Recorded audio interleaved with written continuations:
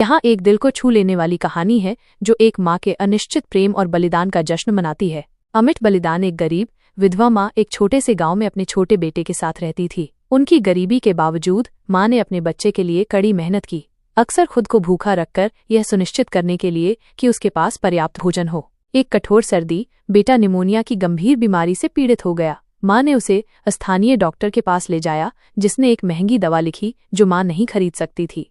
अपने बेटे की जान बचाने के लिए दृढ़ माँ ने एक कठिन निर्णय लिया। उसने अपनी एकमात्र कीमती चीज, अपने दिवंगत पति की तस्वीर के साथ एक लॉकेट को दवा खरीदने के लिए बेच दिया। जैसे ही माँ ने अपने बेटे को स्वास्थ्य लौटाया, वो उसके बगल में सो गई, उसका हाथ पकड़कर, और उसके ठीक होने के लिए प्रार्थना की। धीरे धीरे बेटा ठीक होने लगा और अंततः वो अपने पैरों पर वापस आ गया।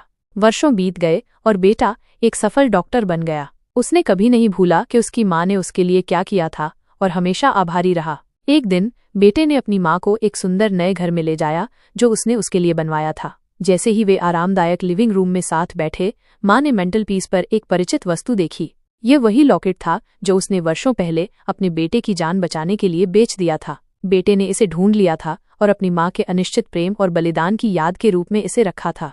माँ भावनाओं से अभिभूत हो गई जब उसने महसूस किया कि उसका बेटा कभी नहीं भूला था कि उसने उसके लिए क्या किया था। उसने उसे कसकर गले लगाया, आंसू उसके चेहरे पर बहते हुए।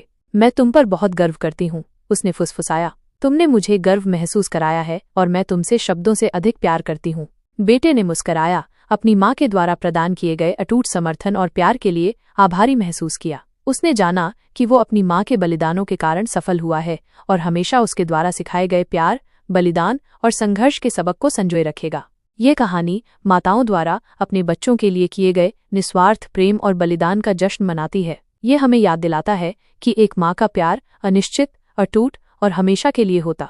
क्या आपने कभी अपनी माँ को अनदेखा किया है? लाइक और सब्सक्राइब करें रोजाना फ्री स्टोरीज के लिए।